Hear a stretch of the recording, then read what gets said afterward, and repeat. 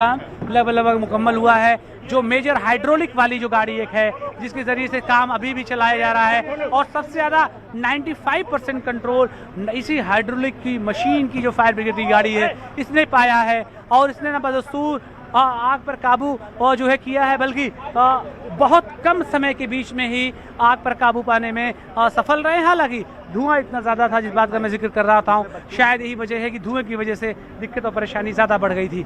तो ऐसे में आप साफ तौर से देखें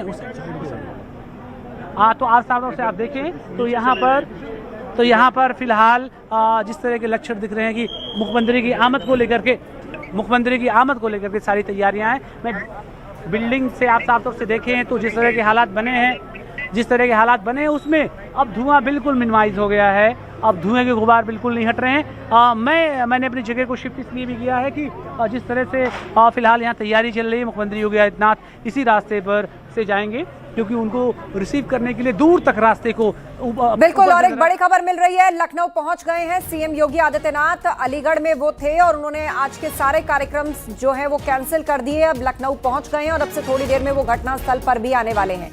एक तरफ राहत बचाव कार्य तेजी से चल रहा है। अब तक 14 लोगों की मौत हो चुकी है। रेस्क्यू ऑपरेशन चलाया जा रहा है। आगे की तैयारियां मुकम्मल की जा रही क्योंकि दिन ढलने को है। और बड़ी खबर ये, लखनऊ पहुंच चुके हैं मुख्यमंत्री योगी आदित्यनाथ और कुछ ही देर में वो घटनास्थल पर भी जाएंगे। जिस बिल्डिंग में आग लगी, जहां पर यह भीषण अग्निकांड हुआ और उसकी ग्राउंड से तस्वीरें आप देख रहे हैं। केजीएमयू में सारी कैजुअलिटीज और जो गंभीर रूप से घायल हैं उनको ले जाया गया है। 14 लोगों के मारे जाने की खबर आ रही है। मुख्यमंत्री ने घटना का संज्ञान लिया है। सभी वरिष्ठ अधिकारियों को त्वरित कार्रवाई के निर्देश दिए हैं, ग्राउंड पर पहुंचने के निर्देश दिए, घायलों के उचित इलाज के निर्देश दिए हैं और अब जल्द ही घटनास्थल पर पहुंचने वाले हैं मुख्यमंत्री योगी आदित्यनाथ। और दूसरी तरफ परिजन परेशान हैं, लगातार केजीएमयू के बाहर इंतजार कर रहे हैं क्योंकि जिनकी डेथ हो चुकी है उनकी ऑटोप्सी चल रही है और जो गंभीर रूप से घायल हैं उनका डॉक्टर्स इलाज कर रहे हैं। इसी उम्मीद में है सभी परिजन की उनके अपनों की जान बच जाए, वो कैसे भी घर लौट आए। और हमारे सहयोगी शुभम हमारे साथ घटनास्थल से लाइव जुड़ रहे हैं। शुभम, क्या अपडेट आपके पास? मुख्यमंत्री तो पहुंच चुके हैं लखनऊ, कितनी देर और लगेगी जब वो घटनास्थल पर पहुंच जाएंगे? क्या अपडेट्स आप दर्शकों को देंगे? जी बिल्कुल, देखिए फिलहाल अभी इस वक्त मैं मौके पर मौजूद हूँ। मेरे ठीक पीछे अभी आप देख सकते हैं कि आग लग रहा है, धीरे धीरे अब नियंत्रण पा लिया गया है। हल्का धुआं अभी भी नजर आ रहा है। सामने आप देख सकते हैं कि फायर विभाग, अग्निशमन के तमाम अधिकारी कर्मचारी इस वक्त मौके पर मौजूद हैं।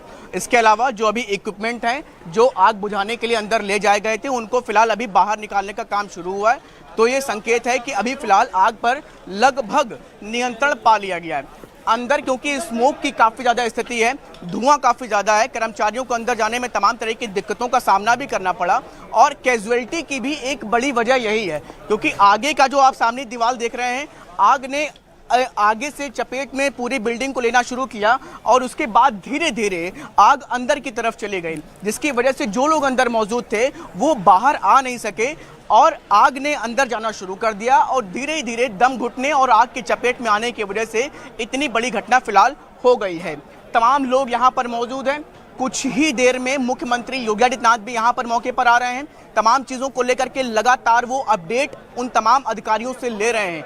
एक एक चीज पर अपडेट फिलहाल लेते हुए हमारे साथ दिनेश शर्मा फोन लाइन पर जुड़ गए, राज्यसभा सांसद।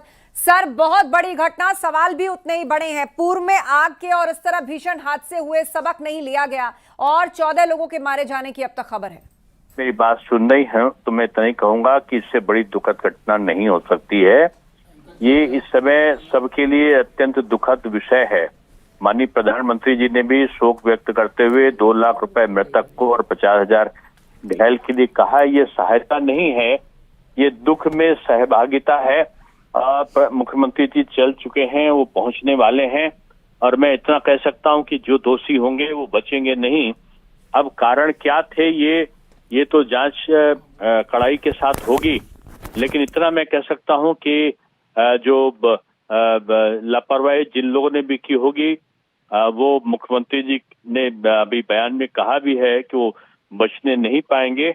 और मैं यही कह सकता हूँ कि घायलों को इलाज यही प्राथमिकता है। बस इसी को मैं आपसे कहना चाहूंगा। तो हमारे साथ में सांसद दिनेश शर्मा जुड़े हुए थे जिन्होंने कहा कि बेहद दुखद खबर है और सरकार की तरफ से जो मुआवजे का ऐलान किया गया है उसकी भी उन्होंने जानकारी दी और कहा कि जो भी दोषी होगा उस पर कड़ी कार्रवाई की जाएगी। लेकिन फिलहाल ये दो तस्वीरें